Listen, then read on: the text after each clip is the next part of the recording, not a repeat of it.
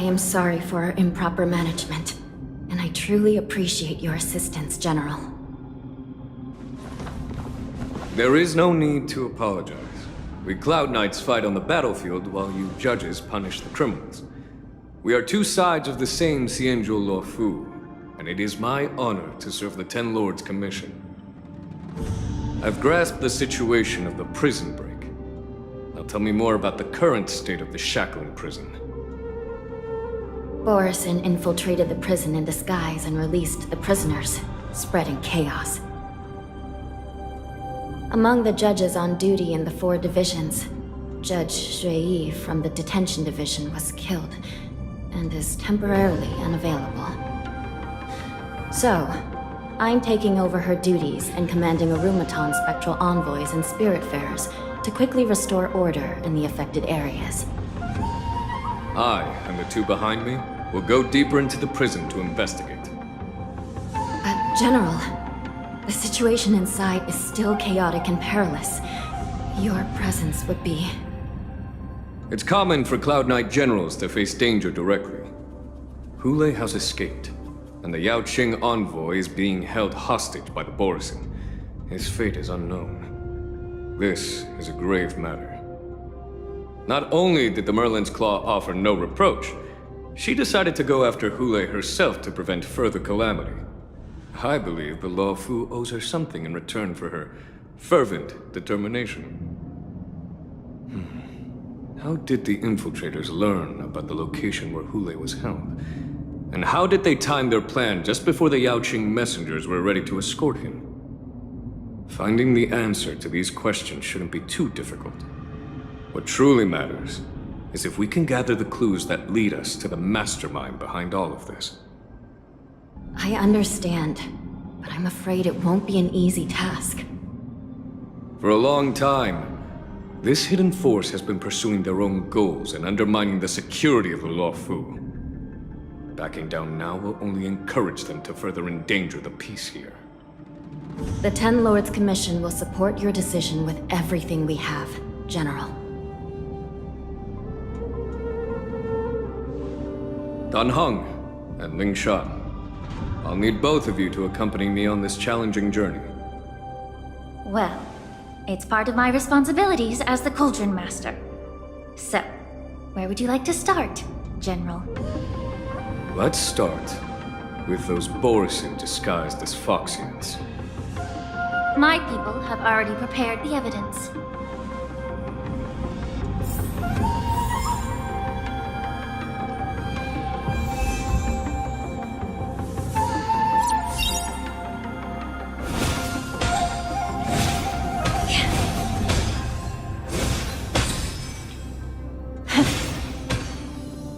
Incense ascends, entwined with ethereal clouds. Incense ascends, entwined with ethereal clouds. Incense ascends, entwined with ethereal clouds. According to Lieutenant Yenqing's report, he stumbled upon a few suspicious Foxians at Stargazer Navalia. After following them, he discovered that they were actually Borison in disguise. This is one of the bodies. Looking at him now, it's hard to imagine how he transformed into a Foxian. My alchemists detected some complex ingredients in his remains, which might explain how these Borison were able to disguise themselves as Foxians. Simply put, Foxians and Borison share a common ancestry. Although they look completely different now, there isn't much genetic difference between them. This medicine allows Borison to temporarily change their shape into that of Foxians. So, in other words, if they stop taking the medicine, their true form will soon be revealed?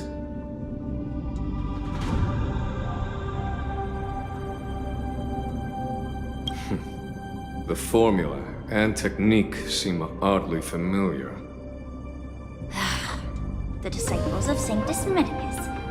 Looks like the Alchemy Commission is involved once again.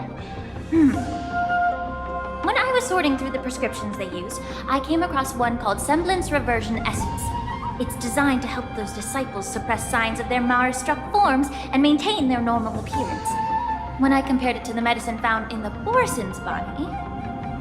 They're one and the same, aren't they? The medicinal properties and ingredients may differ, but the principle remains the same. Since ancient times, the Borison have always sought to have more powerful bodies, regarding the Foxians as weaklings. Yet, in order to save their warhead, they were willing to disguise themselves as Foxians. Their determination is quite remarkable. If these infiltrators rely on the medicine to maintain their disguise, then following this lead in our investigation seems prudent. Please follow me. Here we are. According to the judge, this area is not yet under control, so we should proceed cautiously. I've captured the nature of the medicine in my sensor.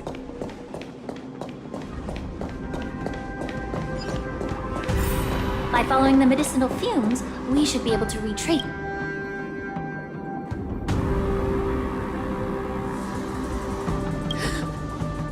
Incredible strength. The attacker shattered this warden's bones with a single blow. Such brute strength is not something an ordinary Borison possesses. This is likely the work of Hula. If I may be so bold to ask, is this Borison truly that formidable? I have lived a bit longer and engaged in a few more battles than you, Miss Lingsha. To the Alliance, Borison have always been the most formidable adversaries. And Hula is a monster field even among his own kind. With his strength, Hula united numerous Borison packs, forming a grand army of abominations of abundance. They constantly push the Alliance's armies into perilous positions. Over 7 centuries ago, I followed my mentor on a campaign against the abominations.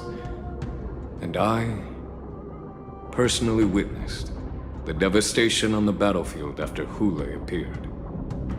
Even with medicinal pellets that suppressed the fear caused by his lupatoxin, countless Cloud Knights succumbed to panic in the face of his murderous aura. They couldn't even raise a hand in resistance. If the former Sword Champion hadn't immobilized Hule with her Frostblade, the outcome of that fateful battle could have been very different. By the end of the battle, only a few of us remained. The Crimson Moon cast the sheen of blood on all. Everything I saw was painted dark red. If that's the case, why wasn't the beast executed instead of being imprisoned?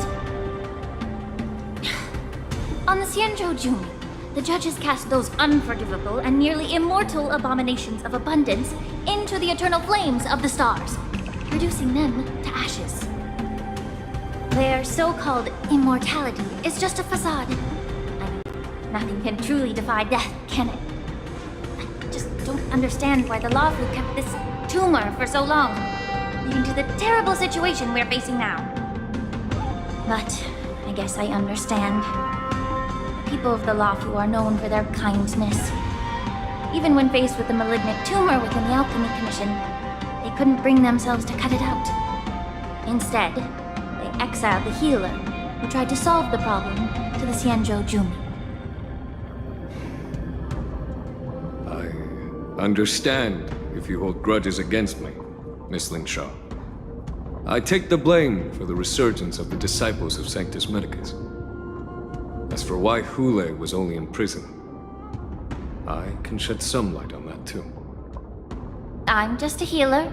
I'm not familiar with the past. I'd appreciate it if you could enlighten me, General. All right. Let me tell you more about it as we go.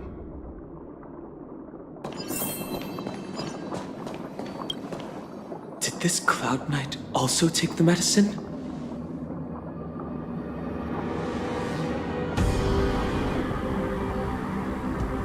No. This is a Borisin in disguise. A guard killed him before he could return to his original form. All these Borisin are dressed in official attire. Besides the Cloud Knight, there were also 2 Borisin disguised as members of the Skyfang Commission and the Artisanship Commission. Whoever is providing them with official identities must hold the position of power. Let's search elsewhere.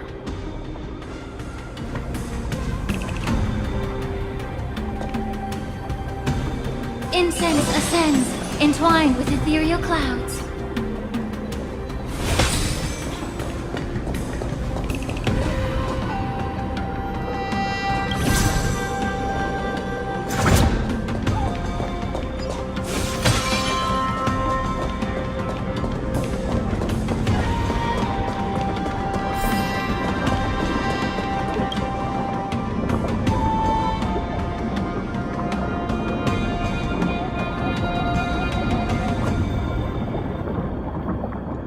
Someone bit open his arteries and drained almost all of his blood while he was still alive. Such a cruel and ruthless act. Despite being a long-lived species, Borisin are actually more like predatory beasts that must feed on raw blood and flesh. I've heard that Hule was deprived of food and water in the shackling prison. It's hard to imagine how he managed to suppress his hunger for over 7 centuries. Will the hostage from the Yaoqing be able to avoid being his meal?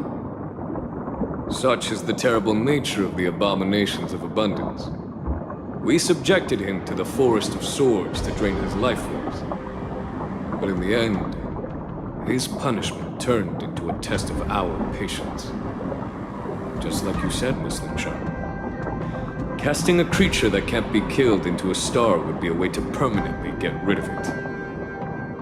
But unfortunately... The Foxians didn't agree to that. Exactly. The atrocities committed by Hule went beyond mere massacres. Throughout numerous wars, we made every effort to eradicate the Borisin. But Hule, with his mysterious sorcery, turned countless Foxians into his pawns, so the Borisin kept returning. The Foxians curse his name day and night, and they even use it to scare children into staying quiet. How could they grant a swift death to such a great sinner?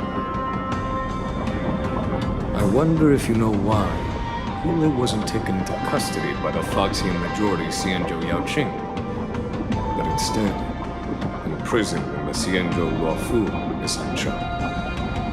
As you mentioned, your mentor was an exceptional warrior and was the one who defeated Hule, an extraordinary achievement. Therefore, the Marshal placed this feral beast under the jurisdiction of the Xianzhou Luofu as an honor, I assume? It seems you have a major misunderstanding about this arrangement, Miss Lingsha. Allow me to explain it to you.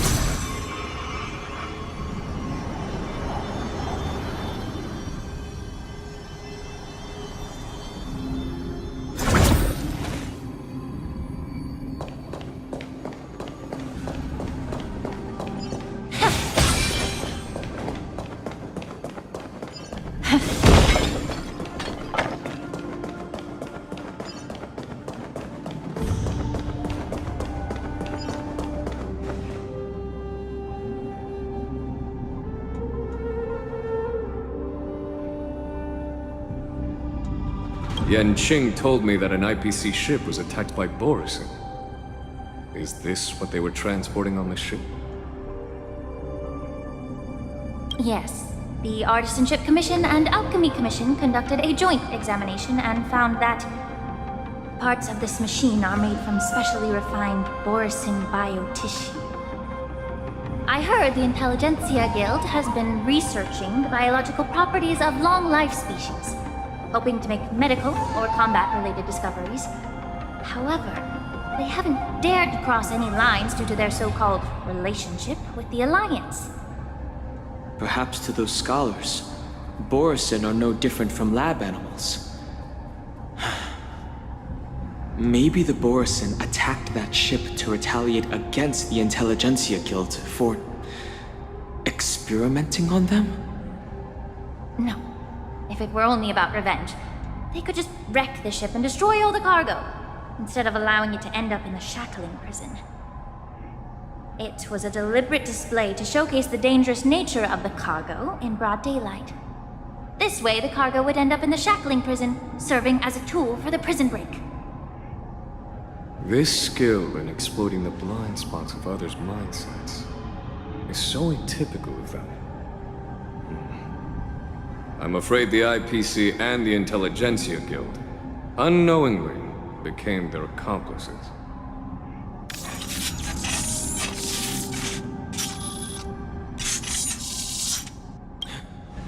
Watch out! This thing is still alive!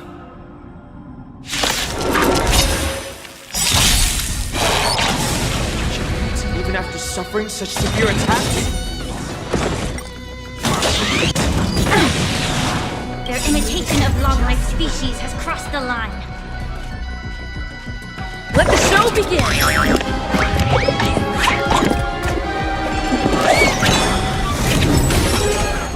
The stench of evil.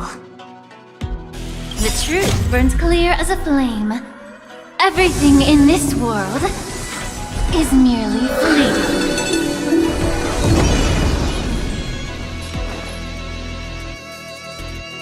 Both body and mind must be pure.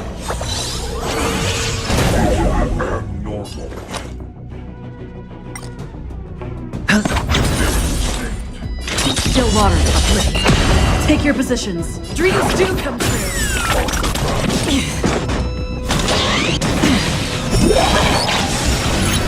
It can still move. It means it wasn't damaged Spell enough. sends just quickly. Been kept. Bust. Or maybe it's Sure, it never moves again. Time to cleanse the chill. I hit the mark. I weep for the departed. It too shall fall. Another journey begins. Stay in step. Allow me to purge the root of the problem. Yeah.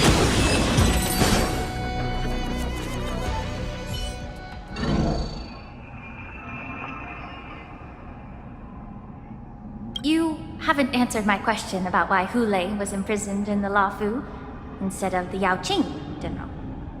You've been reserved in your response.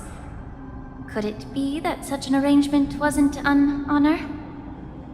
The reason why the Marshal didn't leave Hulei on the Yaoqing lies in the very mech in front of us. Are you suggesting that there are people trying to understand Hulei's secrets and use them for their own purposes? Just like with this mech? Well, I understand. I've heard that the Foxians on the Yaoqing share a bloodline with the Borisin. And just like the Borisin, some of the Foxians there experience an uncontrollable insanity called moon rage. The Marshal believed that this would be inhumane and no different from what the Borisin did, so... Exactly. While Borisin see moon rage as a blessing that unlocks their true potential, Foxians see it as an inevitable curse within their bloodline. Countless healers of the Yaoqing have attempted to unravel this mystery, but to no avail. Why can Borisin control the power of moon rage? Can we Foxians break free from this curse? These questions were asked frequently. Each questioner had good intentions. But the road to catastrophe is paved with good intentions. To the Foxians of the Yaoqing, Hulei was not only the warhead of the Borisin, but also a monster that could be the subject of much research. Hulei thus became a poison that corrupted people's minds without their knowing. That's why the Marshal decided to imprison Hu Lei and the La Fu. It wasn't an honor, but rather a warning. Because such selfish pursuits in the name of good intentions once led to a tragedy on the La Fu that served as a warning to future generations. This edition of Imbibitor Lunae. By imprisoning Hu Lei and the Xianzhou La Fu, the Marshal both suppressed the dangerous intentions of the Yaoqing Foxians and warned the Xianzhou La Fu to refrain from repeating its mistake. That was a necessary trade-off.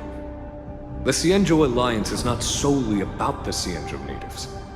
Only when all three races, Foxian, Vidyadhara, and Xianzhou natives, form an alliance, will there be a promising future for all. Thank you for enlightening me. Was it for the same reason that you traded off my mentor to the Xianzhou Zhuming, only to stand idle and allow the resurgence of the disciples of Sanctus Medicus? You said that I couldn't bear to cut out the malignant tumor within the Alchemy Commission, but instead exiled the healer who tried to solve the problem to the Xianzhou Zhuming. But did your mentor tell you her good intentions led her to perform certain healing arts on Dan Heng, who had just finished his hatching rebirth, so that he would regain the memories of his past life? What did you just say? She believed that restoring the High Elder's knowledge of his past life would allow the Vidyadhara to resume their duty as the guardians of the Ambrosial Arbor, quelling the strife within their clan and bringing everything back on the right path. But just as I mentioned earlier, the road to catastrophe is always paved with good intentions. Since then, the 6 charioteers decided that the Alchemy Commission would no longer have a cauldron master. Until your arrival now.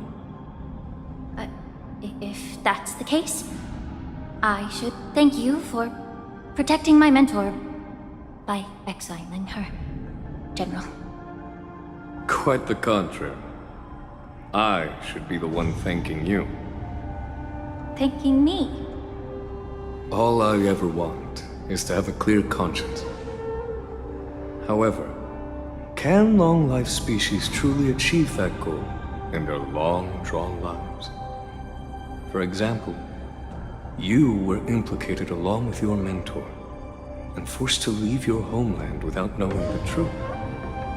And now, with the complicated situation in the Alchemy Commission, the Alliance has spared me a lot of trouble by sending you to handle this challenging task.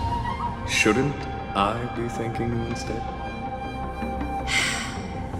Your eloquence is indeed impressive, the divine foresight. You won't even leave me any excuses to hold a grudge against you. But, let me make it clear. The Alliance sent me here to handle the business impartially, not to choose sides. It doesn't matter which side you choose, Miss Lingsha. At the end of the day, both you and I stand on the side of the Alliance, don't we? Let's keep going.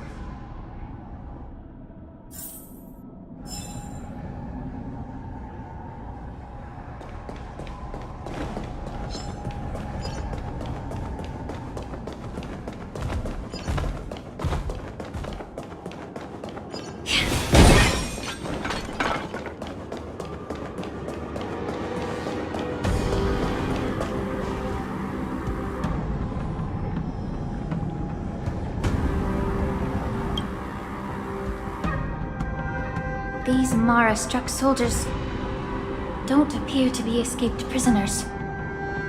How can you tell? These soldiers are fully armed. Obviously, they didn't hastily join the battle. The messenger named Moza did say that there were 2 groups of attackers. And the other attackers, aside from the Borison, could hide their tracks. I believe he was referring to these people. Hide their tracks. Exactly. I've engaged with these attackers before, and they used Cloud Hymn magic to hide their presence. Without careful observation, no one can detect them. You once warned me to be cautious of the Vidyadhara Elder's influence within the Alchemy Commission. Could it be? What's on your mind, Miss Lingsha? Well, it seems that someone provided the attackers with a map of the shackling prison. And considering the Vidyadhara's involvement in the prison's construction, it raises suspicion about their role in this. Additionally, the fact that the Borison need medicine to disguise themselves would suggest that there are still moles within the Alchemy Commission assisting them covertly. Moreover, forging official identities for the undercover Borison would require someone with significant authority. And the presence of assassins capable of using Cloud Hymn magic deepens my suspicion about the Preceptors. But why would the Vidyadhara collude with the Borison and aid in Hulei's escape? They aim to spread chaos. They believe that only in chaos can they regain their former power and influence. Since this edition of Imbibe de Lune, the once proud dragon race has been powerless, watching their influence wane. Being a native of the Luofu, Miss Lingsha, I believe you understand the implications. However, I don't think the Preceptors are the true mastermind. If I'm not mistaken, the one behind all this treachery is the Lord Ravager who exploited the weaknesses within the Luofu and instigated the disciples of Sanctus Medicus, ultimately leading to the Ambrosial Arbor's resurrection. Fentilia. Please remember, General, that everything I've mentioned is mere speculation. We need concrete evidence for a public trial. If you want to interrogate someone within the Vidyadhara's ranks, you'll need irrefutable proof. So, what's your plan, Miss Lingsha? I'll send an invitation to the Preceptors. An invitation? The Preceptors have been inviting me for a personal meeting since my arrival on the Luofu. Now, I'll send them the remains of these Mara-struck soldiers and the route map I found in the prisoner's possession. Then, I'll ask them to meet me at Scalebordge Waterscape. I'd like to hear their explanations. Good idea. If I were to take action, it might alert the true mastermind. I trust you to handle this matter, Miss Lingsha. The internal affairs of the Vidyadhara should remain under their jurisdiction. And don't worry if things don't go smoothly. Once the wolf hunt operation is over, the hidden truths will come to light. Speaking of the wolf hunt operation, I'm truly worried about the Yaoqing messenger who was taken hostage. Hulei was starving in the shackling prison for centuries. I don't know if the messenger can survive in that wolf's clutches. May Rainbow's blessing keep him safe.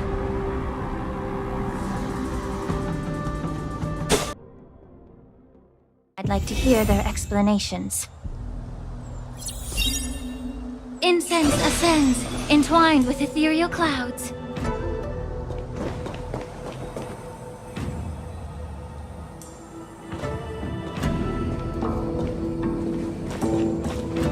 Welcome, Miss Lingsha. I am Preceptor Tauron. Greetings, my honored Preceptor. It's been a while since we last touched base. I've brought a friend with me today. I believe you're already familiar with each other. Tauron? Elder Tauron? I remember when I was exiled, you were on the verge of passing on. What's with this new look? All of this is thanks to your past life. Had you not been so rash, I wouldn't have had to walk such a dangerous road to free our clan, becoming this specter of my former self. Dan Heng, you've returned twice, but it seems that meeting us fossils wasn't on your agenda. Regrettable indeed. Now here you are to meet me anyway. Life does love its ironies, doesn't it? I didn't come here with Miss Lingsha today to reminisce. Indeed. When the Cauldron Master extends an invitation, it's only proper for the preceptors to attend. As the newly appointed Cauldron Master, there's been much to take care of within the Alchemy Commission. It's only now that I've had the chance to speak with you. Please forgive the delay, Elder. I sent over some evidence regarding the prison break in the Shackling prison. I trust you've already looked it over. Yes. You sent us the remains of Mara-struck soldiers, a map of the Shackling prison, and a semblance reversion essence pill. These are the remains of assassins who used Cloud Hymn magic to conceal their tracks. They aided in the Borison's escape, allowing them unimpeded passage through the Shackling prison. That marked-up map is a map of prisoners' escape routes. Vidyadhara craftsmen once made blueprints for the prison's construction, so I imagine, Mr. Tauran, you have a similar map in your possession. This pill. Is semblance reversion essence. Indeed. I helped plot the prison break in the Shackling prison. So, the disciples of Sanctus Medicus joining forces with the Lord Ravager to stir up trouble in the Alchemy Commission, the introduction of the Stellaron, and the Ambrosial Arbor's resurrection all have something to do with the Vidyadhara. That's right. Are you surprised? After all, both of you were sent here by the Seat of Divine Foresight as messengers to hear my confession, weren't you? Ever since the sedition of Imbibitor Lunae, the population of the Vidyadhara has dwindled. With the High Elder exiled, a few of us preceptors had to do what we could to turn the tide. My methods might have been drastic, perhaps even incomprehensible. But it was all for one cause. The survival of the Vidyadhara. Yet, the Xianzhou natives zealously forbid any plague marks and did nothing while the Vidyadhara suffered. Donham, Lingsha, as Vidyadhara, you should understand the desperation behind my actions. All I've tried to do is to ensure our survival. I'm well aware of the challenges the Vidyadhara face. Fighting for survival isn't a sin. But Elder, your actions have gone beyond mere survival. You've become a beast driven solely by the propagation, devoid of even a hint of empathy. Oh. Despite calling ourselves a noble draconic bloodline, at our core, we're merely bipedal beasts. The survival of our kind is paramount. If I hadn't resorted to beastly actions, the Vidyadhara might not even exist. The sages show no mercy, as the old wisdom goes. When the High Elder abandoned our people's survival, I had to shoulder the world's sins alone. Lingsha, Donham, the past is behind us, but the future of the Vidyadhara still lies within your grasp. The situation on the Xianzhou Luofu has changed rapidly.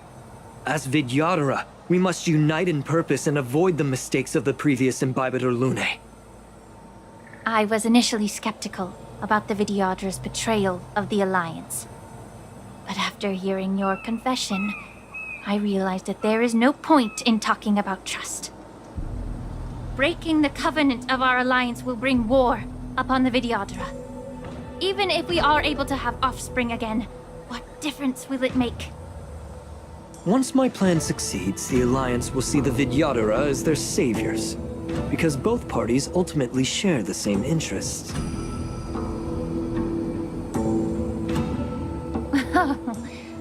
So now that survival won't convince us, you want to talk about interests? For 1,000 years, the Alliance has been engaged in brutal warfare against the denizens of abundance. Yet victory has remained beyond reach. Have you ever wondered why?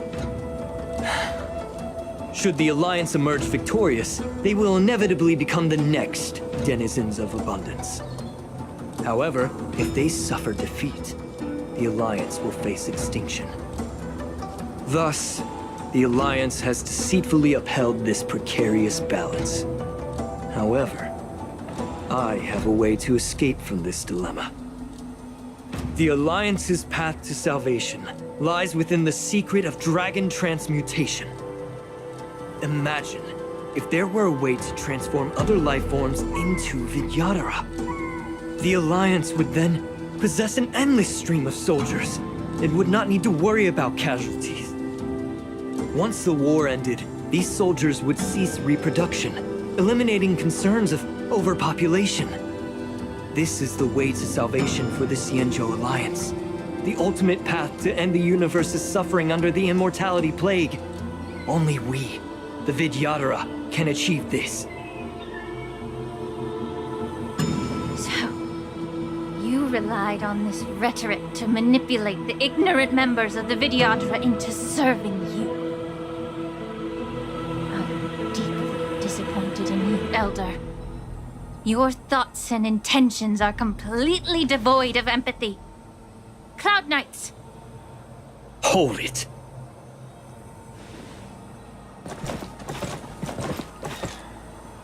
Miss Bailu! Mr. Danheng and Sister Lingsha! Everyone's here? You think I don't know why you're really here? Jing Yuan sent you here to test me, didn't he? According to the oath between the Alliance and the Vidyadhara, it's forbidden to spill Vidyadhara blood on their own territory. Are you all ready to violate this oath in the presence of the Luofu's High Elder? Dragon Lady, there's no need to panic. Elder, the Vidyadhara's sacred grounds and the High Elder are not to be used as pawns in exchange for your life.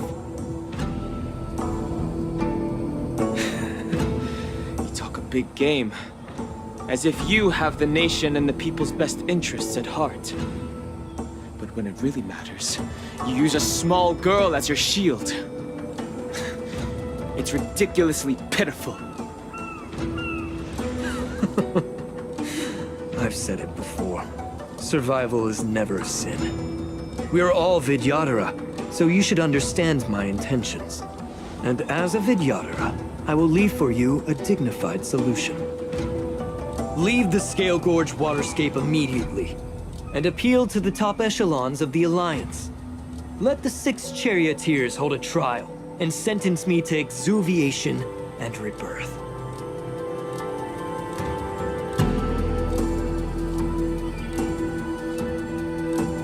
I see right through your plans, Mr. Taoran. Vidyadhara Rebirth erases past crimes, but I'm well aware of the Preceptor's dirty tricks during Rebirth. You might not be you, but you will still be you.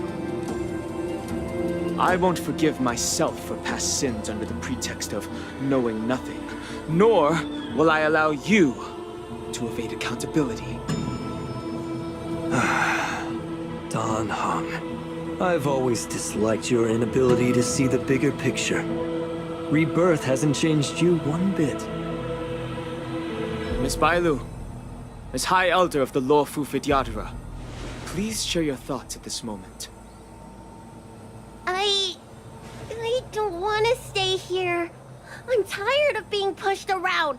I'm not some puppet to be controlled. Please, take me away with you. I understand.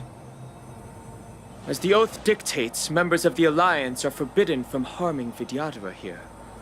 But I've long since severed ties with the Alliance. Right now, I'm simply a nameless, free to come and go as I please. The oath of the Xianzhou means nothing to the spear in my hand.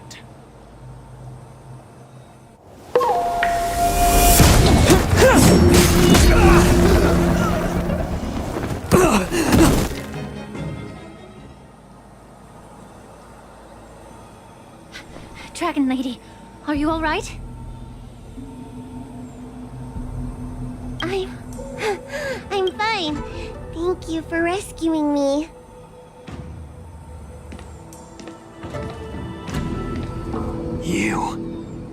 You actually came here in person? Otherwise, I wouldn't be able to hear your lofty opinions. The public trial you seek with the 6 charioteers is inevitable. In addition, I'll write to the Sage Queller of the Feng Hu. With her hatred for evil, I'm sure she will make a just decision. If it's her, she will earn the respect and assent of all the Vidyadhara on the Lafu.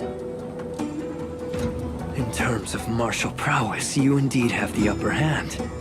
But if you're under the impression that this advantage can be used to settle the score with us preceptors, that's quite an overestimation. Given the Vidyadhara's foundation within the Alliance, do you really think you can do anything to us?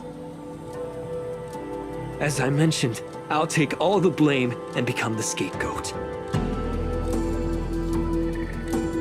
With the secrets I possess, the interrogation alone will take an eternity. And in the end, through various exchanges of interest, I am certain to survive. You understand this better than anyone, as it's the very art of trade-offs you love to wield. Lastly, a word of caution to you. I heard that Hulei has escaped from prison and is headed directly for the Sky Splitter. The bloodshed at the war dance is bound to be gruesome. Perhaps, even before my trial, your impeachment will have you in dire straits first.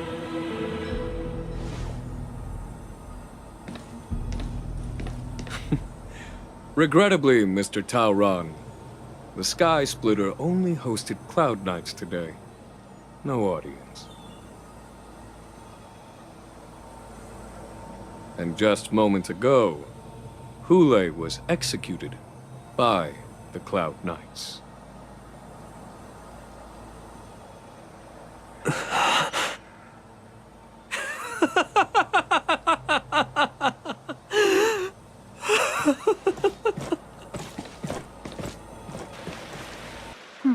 Look who's here. The beloved Trailblazer and the charming March 7th. You came to the Alchemy Commission today. Oh, I get it. You are here with March to visit her masters, aren't you? Exactly. How are my masters doing at the moment? Unfortunately, only one master is here. I'm doing fine.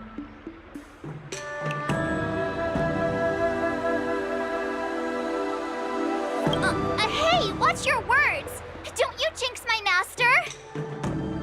His injuries weren't that severe. But, well, he'll still need some more time to rest. Considering the intense battle with Hulei, and then with General Fei Xiao, the rigorous sparring session with her. His small body couldn't take it anymore. Master Yun Li, didn't you also engage in combat? The little babies from the Lafu just don't have the resilience that us kids from the Juming have. I heard from Modza about the tough battle against the wolf troopers. You fought alongside Modza. Did you get hurt?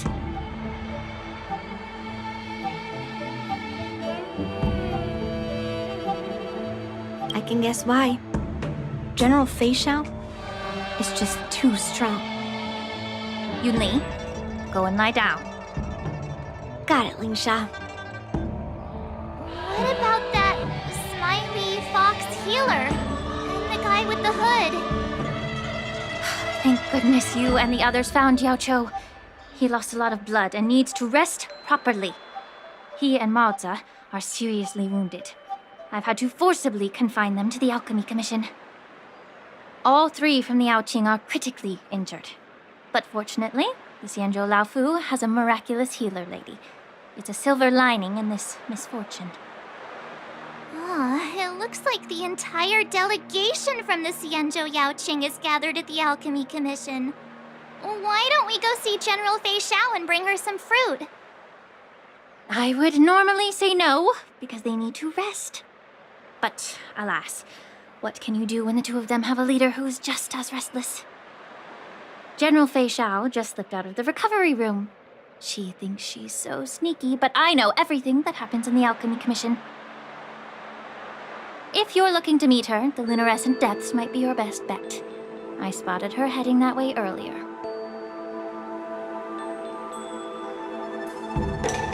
The sound of those footsteps. They must belong to General Fei Xiao. Out and about, despite the doctor's orders. What a coincidence. Someone else who refuses to listen to the doctor's orders. Well, being a doctor myself, I don't think my knowledge of my own body is inferior to the Dragon Lady's. The healer does not heal himself. Don't try to act tough in front of me. I'm sorry, Zhao Chao. I didn't expect you to use poison that way. What a miscalculation. If only I'd found you sooner. If only I hadn't sent you to the shackling prison. The way you're speaking, is this really the Fei Xiao I know? Or could it be a Borisin assassin? Imitating your voice to take my life?